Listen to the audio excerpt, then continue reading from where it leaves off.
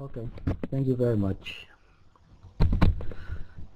So, what I would like to share with you is that Islam is the religion of all the prophets. This is the religion that was given to Adam all the way to the last and final messenger, Muhammad, peace be upon him. And he came with a simple message. That is to take heed and listen to his warning, and that is to follow his guidance that was bestowed upon him by the Most High. Um, any sort of reasonable person would sort of ask himself some fundamental questions. What sort of evidence is there to believe the sort of claims that one is making? And B, what is the veracity of those claims? So I would like to start off by starting off with what those claims are. So the Prophet Muhammad, peace be upon him, he was born in a society in which they took the Arabic, expressing themselves in the Arabic language as something to be very proud of. At that particular time, Arabia was the backwater of civilization. The Persians and the Romans did not bother to conquer them because they didn't have anything worth conquering. The only thing the Arabs at the time of revelation prided themselves in was their ability to express themselves in the Arabic language. It was said that when a poet was born, they would hold a banquet and there would be a great festival to celebrate such an occasion. Now, that is the backdrop in which the Prophet Muhammad, peace be upon him, was given the revelation.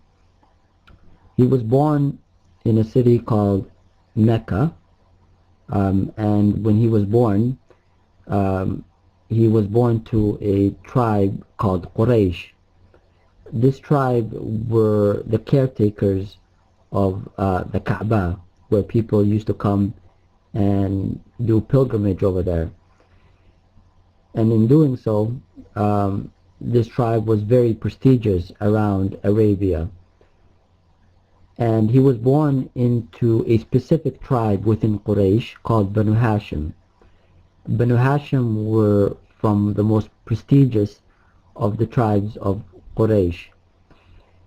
Furthermore, not only was he born into a prestigious household, growing up, he was also called Al-Sadiq al-Amin, which means the most trusted and the most truthful. Sadiq meaning truthful, Amin meaning trustworthy. Alright, peace. Every story is the same as a coin, have two sides. And Muslims for sure, they try to present their prophet in a good way. Like, you right now you are acting like a salesperson who wanna sell Islam to us as a good product. Let us go for real talk. You know that the family of Muhammad, they called Muhammad Mudhammam. You said they called him As-Sadiq al-Amin. This is not true. The uncle of Muhammad, which Muhammad, he married two of his daughters to his sons.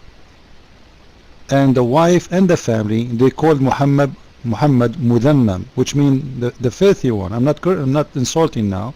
I'm just telling you. I think you speak Arabic, right? You know what Mudhammam means. Mudhammam is the one who condemned. He have a very bad behavior.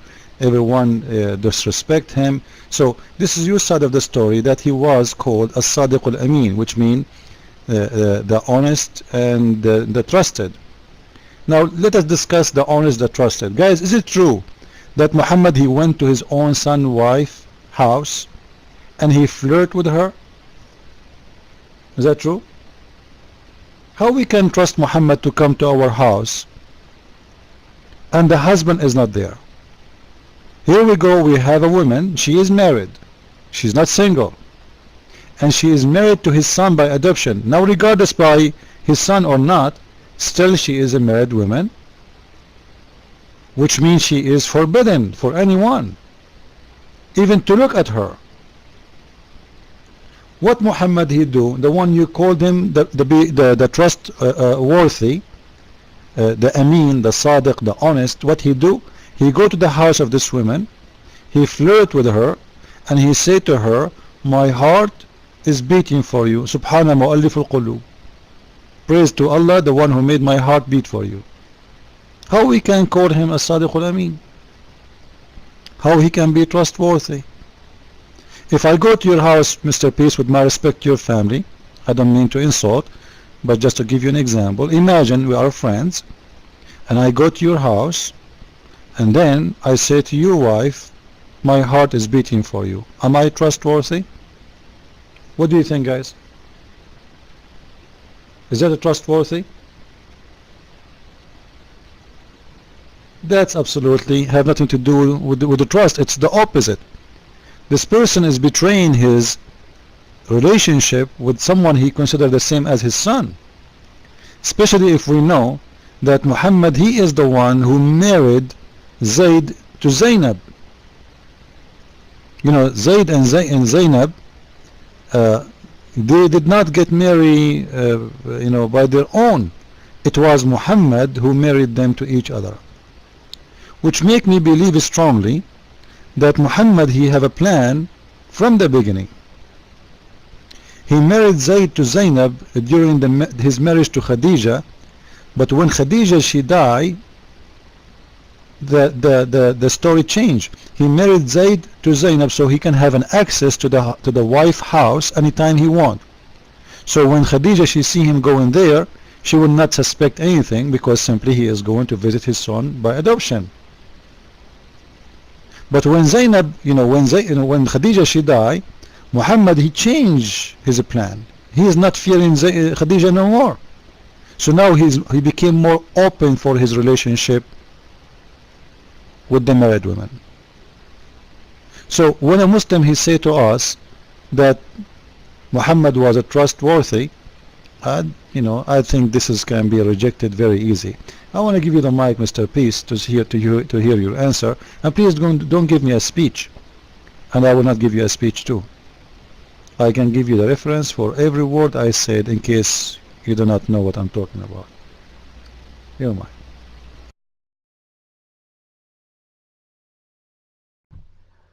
Yes, let's do that. Christian Prince, please provide the evidence in relation to Zainab, where the Prophet, peace be upon him, was flirting with Zainab. I would love to see that sort of evidence.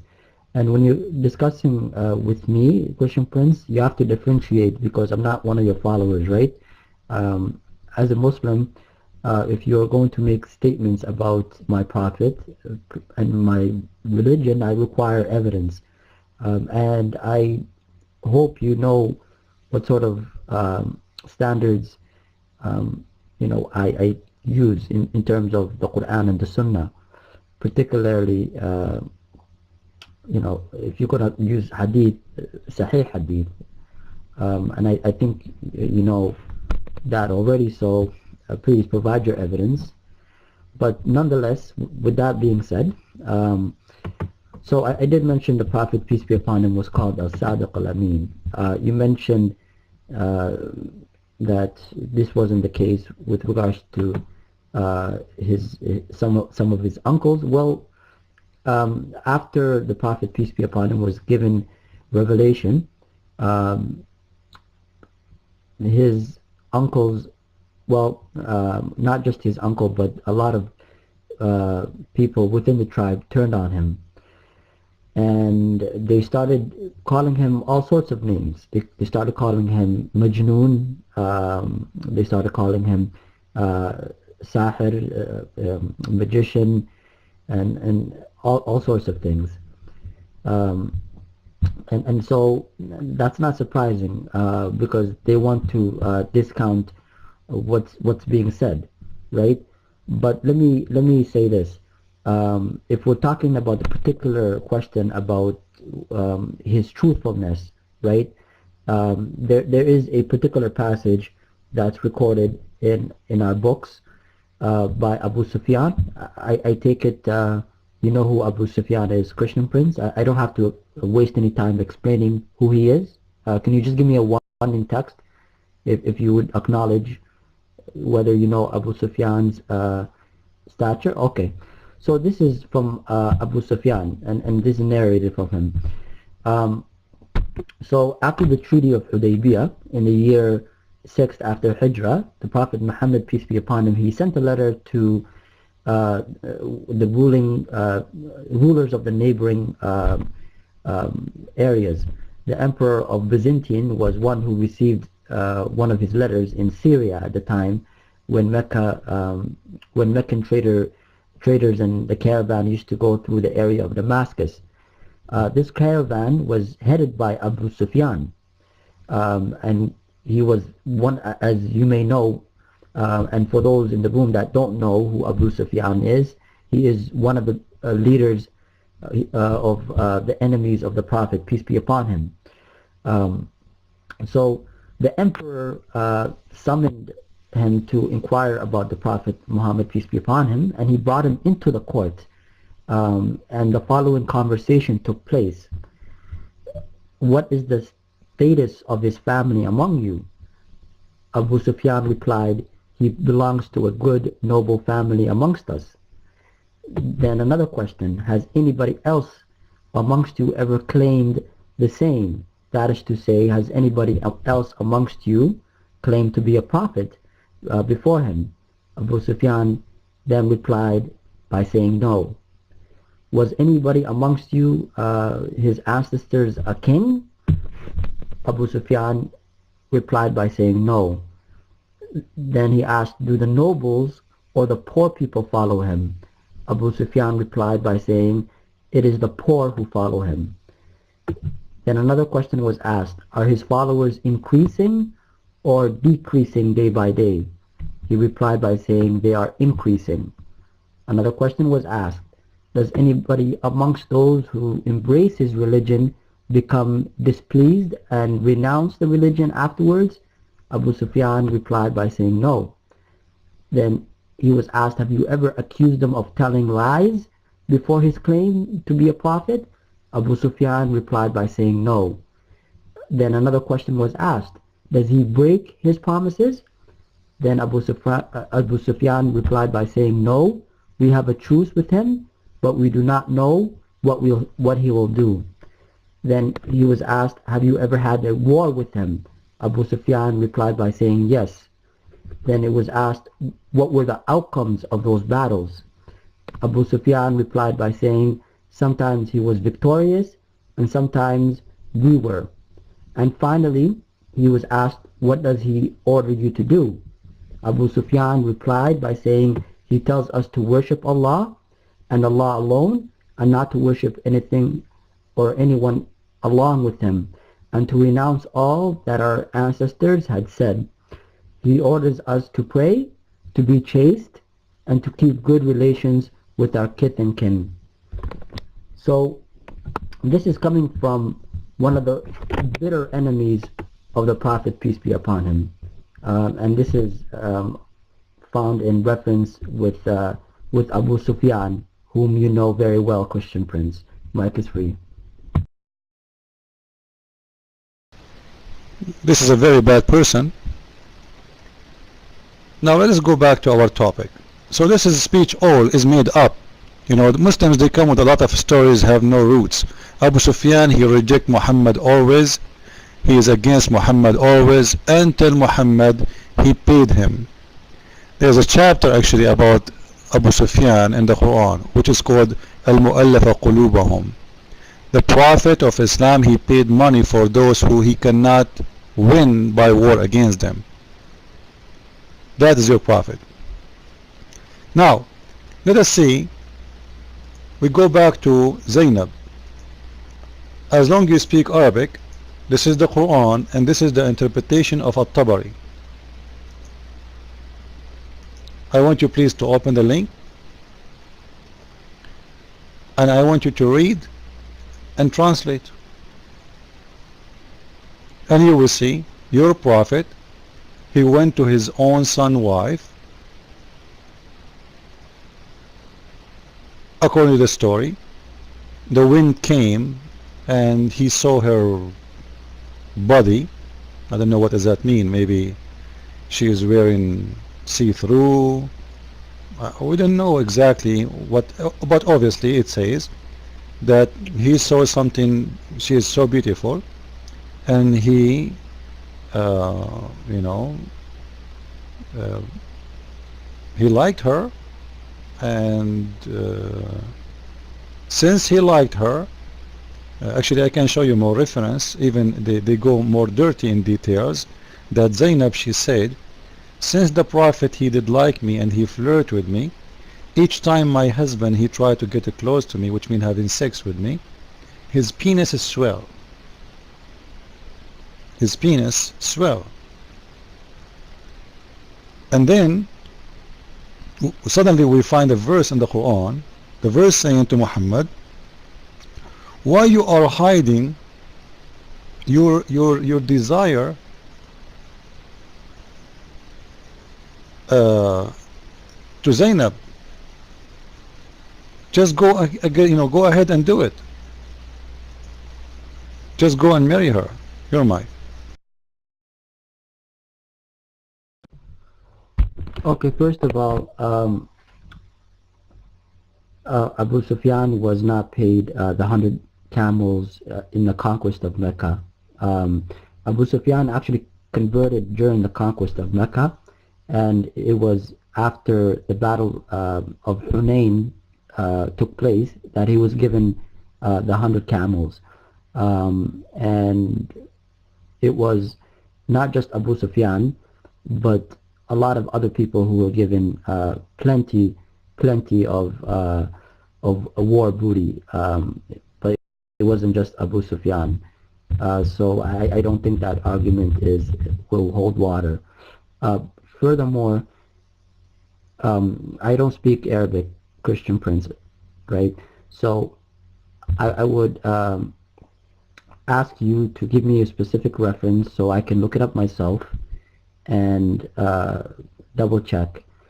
Okay, if that's okay. Surely you can just give me the particular hadith number. I have Sahih Bukhari open right here in front of me, so if you can give me the particular reference, I'll be more than happy to provide it, and we can read it in the room as well, because I am 110% sure you're lying. As a matter of fact, I'm willing to give you $50, CP. I will donate to your cause. I will donate to your cause if what you're saying is true. Mic is free. First of all, guys, did you hear that, yes, the prophet, he paid the man? Is it true? The Quran says, Al-Mu'allafa Qulubun, which means we bought their heart.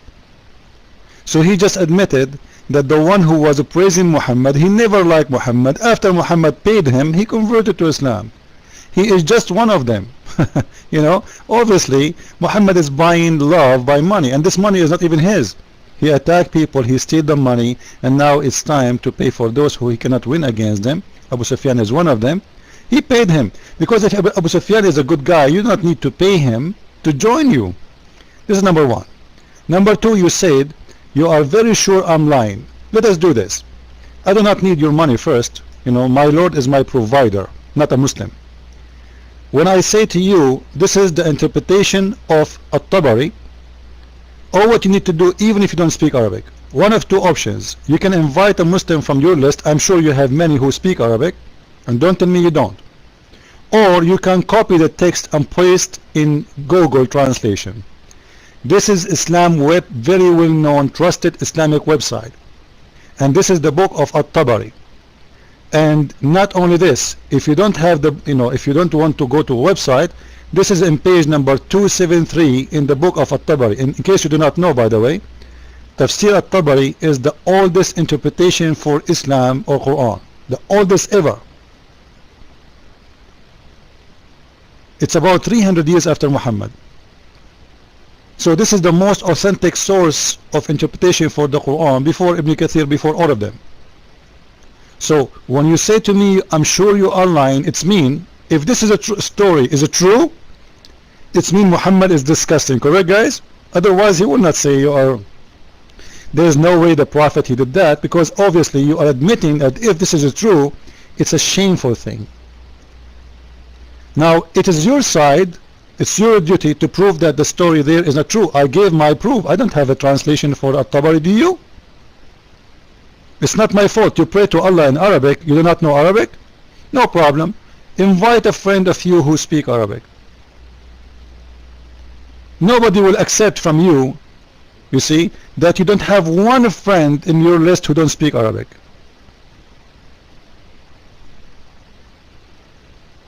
If you don't want to invite a friend who speak Arabic, you can copy the text and paste it in Google Translation. Well, here we go. I will post the text link again. It's in the front of you.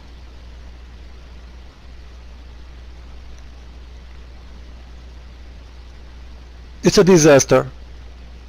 This is the trustworthy prophet. He is having relationship with the married women. And look what Allah supposedly, obviously this is Muhammad making a verse for his own sexual desire. Allah saying to Muhammad, why you are hiding what is in your heart for this woman? And why you keep saying to the husband, keep your wife? What do you want him to say? Since when God will say to us, why you are hiding your desire for a married woman? Say it, it's okay. Is that really what God teach? Is that the morality? Is that the decent man? And look in the same guys, in the same page, in the last 3 lines, you will see that Zainab, when she got married from Muhammad, there was no marriage. It was just sex, nikah. Why? Look what she said to him. She said to him, Allah is the one who married me to you. How this happened? Oh, because Allah, he sent a verse. Allah, he sent a verse for him so he can take a married woman. Amazing, disgusting story. How a prophet of God,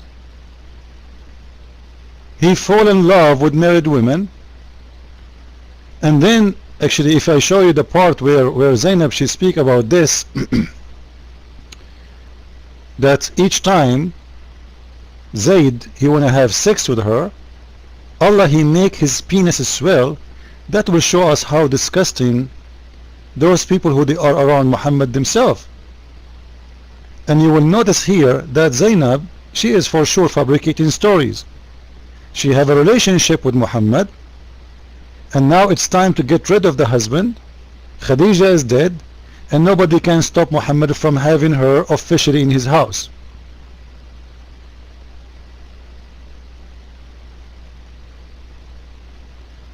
Look at this.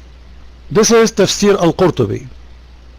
Zainab said, after the Prophet he have desire for me, each time Zayd he wanted me, which means he want to take her to bed, his thing swell, which means his penis. Guys, who is the one who make the penis of the husband swell? Allah. It's a miracle, brother.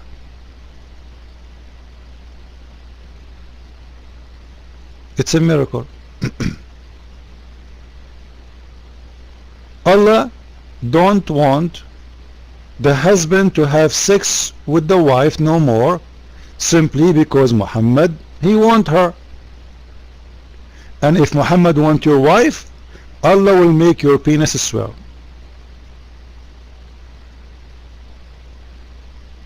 And look how the details go more crazy. I want you to copy this and translate in Google Translation piece. And when Zayd he went to the bed, he could not do me. How a woman she say such a thing? And he could not do anything because Allah he forbid him from doing me.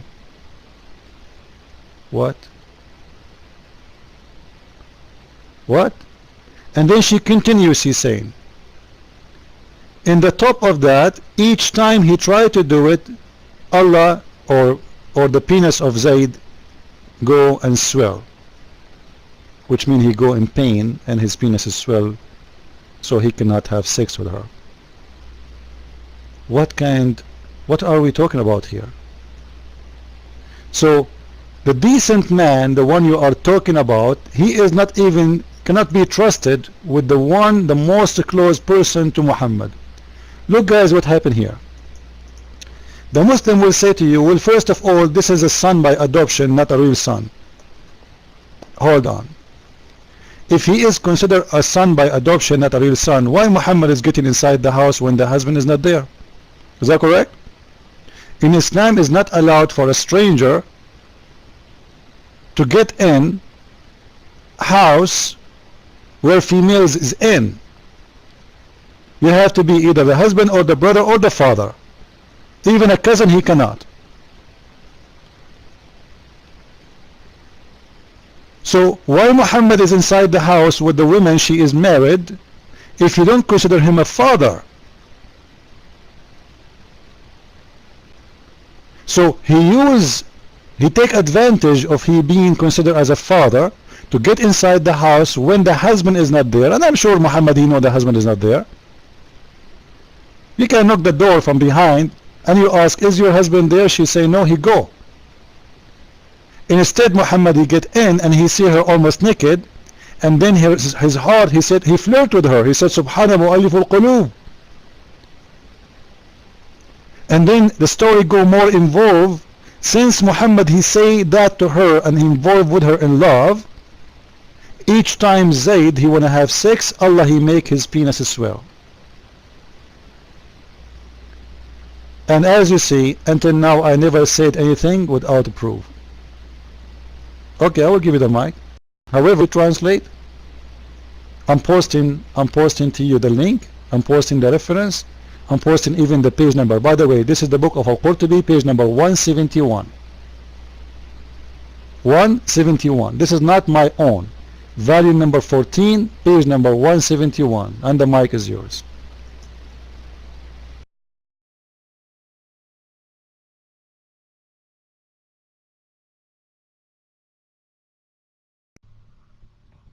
Okay, so CP, I'm a little confused. Initially, I think we're dealing with Tasfir Tabari. That's the link you gave me.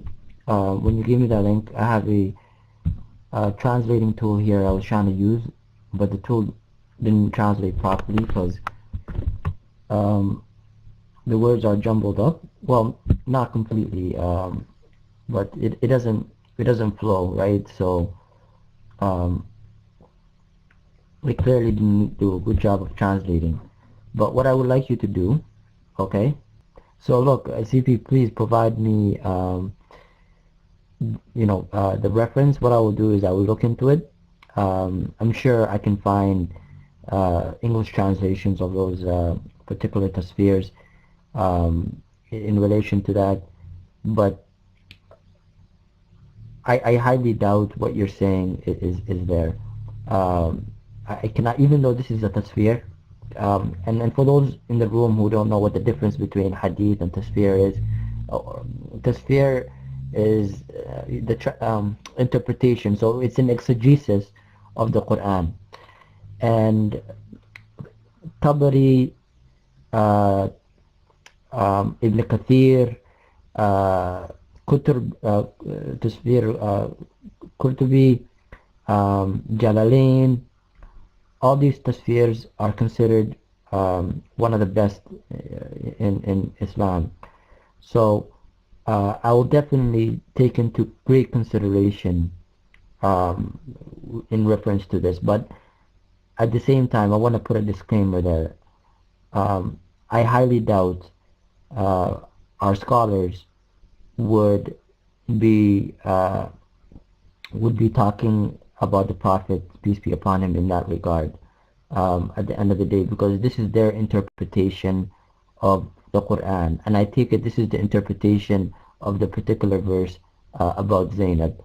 So uh, I highly doubt what you're saying is true. And you see, CP, I'm trying to be as generous as possible, right? I'm not saying you're a liar, right, CP? All I'm saying is I highly doubt what you're saying is true. Knowing these great scholars that we're dealing with. Um, Furthermore, you're questioning the whole reason why the Prophet, peace be upon him, would be in the same room as Zainab alone. Well, I don't know if that's the case. I don't know if he was in the same room alone with Zainab, but I believe his son Zayd is married to her, so he is a father in that regard. Um, until I guess the verse came down for the Prophet, peace be upon him, clarifying the adopted son and being a son in that regard. But nonetheless, I know that you know that we take these scholars in high regard, Christian Prince.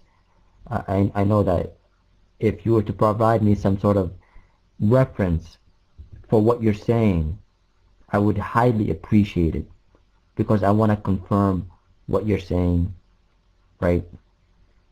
So please provide me the book reference and sort of reference that we're dealing with, because at the end of the day, the people in this room are akin to sheep. I know that they don't really speak Arabic. Maybe 1 in 10 people in the room speak Arabic.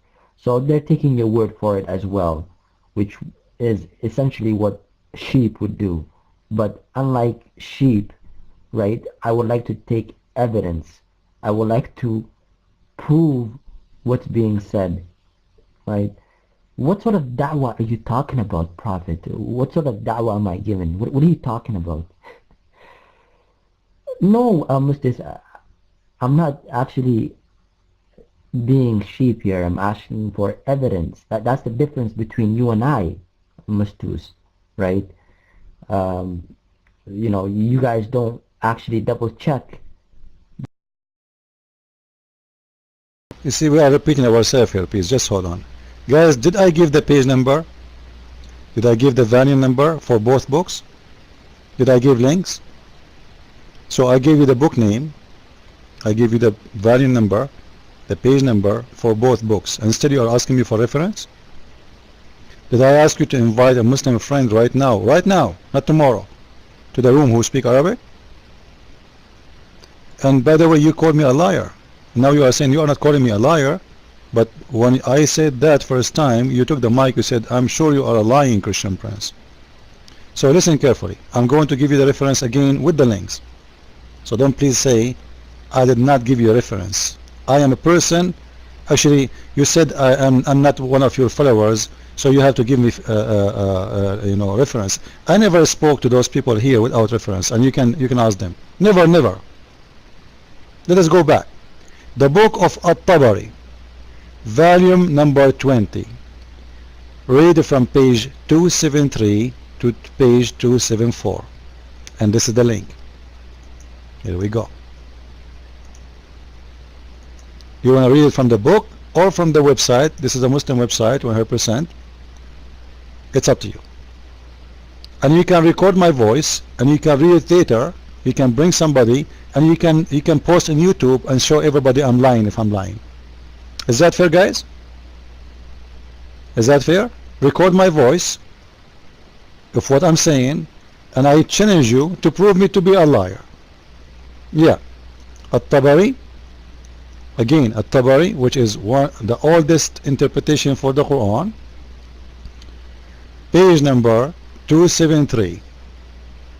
Alright, value number 20.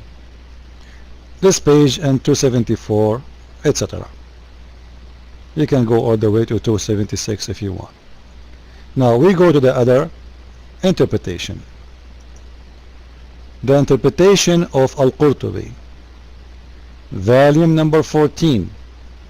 Let me post the link first.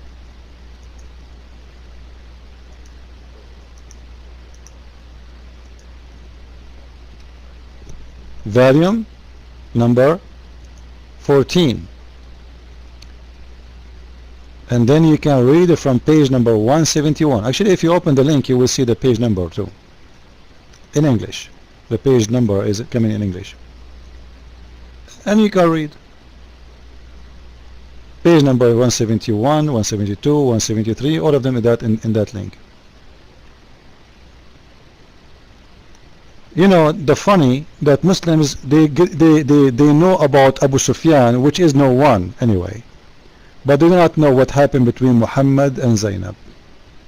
He gave us a speech, question and answer, one by one. I think he is reading copy-paste. But he never heard about what happened between Zainab and the Prophet, the love story. Even Zainab, she asked the Prophet, where is the witnesses? You don't have witnesses. In Islam, there is no marriage without witnesses. This is adultery. He said, oh, my witnesses is Allah and Jibreel. Well, I can have sex with any woman right now, and she said to me, if she said to me, this is adultery, this is not marriage, I say, Allah is watching and Jibreel too. They are my witnesses. Everyone have sex with the women Allah and Jibreel is watching, isn't it? Supposedly.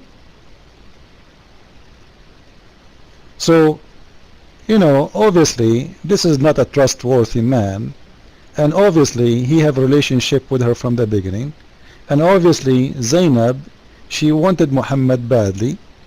Zayd it was just a step in, because they cannot have each other legally until Khadija, the rich woman, she died. Muhammad, he feared only one person in his life. That was Khadija, the rich woman, his boss. She was his boss, remember. So he did not marry any women until Khadija died. He did not touch any women until Khadija died. Why? Because Khadija, if he did that to her, she would throw him in the street, make him homeless as he came to her. So he married Zainab to Zayd during the life of Khadija, so he can have an access to the house of Zayd, because Khadija, she will not complain why you are going to the house of Zayd always. What are you doing there? The answer is very easy and simple. Oh, he's my son, right? He's my son, and his wife is not lawful for me. So nobody can question his behavior. It was a very smart plan from the evil Muhammad. And here we go. He go to the house. He see her almost naked. He said to her, my heart is beating for you. And remember, the story is coming from the Muslim books, which mean the story in here, the Muslims trying to make it look nicer. God knows what the story really for real. You know what I mean, guys? He can run, who care? He was so excited, right? Yeah, the prophet was the best. People, they call him the most trustworthy. Yeah. And I will donate for you $50. Oh, please, Abdul. I need to survive because of the Muslim donation. I did not ask him any bad question, right? I told him, give me the best about your religion. And this is what will happen. I don't know. I don't care what you say. Trust me, I will find you. It's a trap. Let us say it this way. Whatever you say, you will be sorry. This is why the Muslims, they have article about how to debate Christian Prince. If you enter a Christian Prince room, never say yes, never say no, even if he is making good statement about the Prophet. Never agree with him, and never disagree.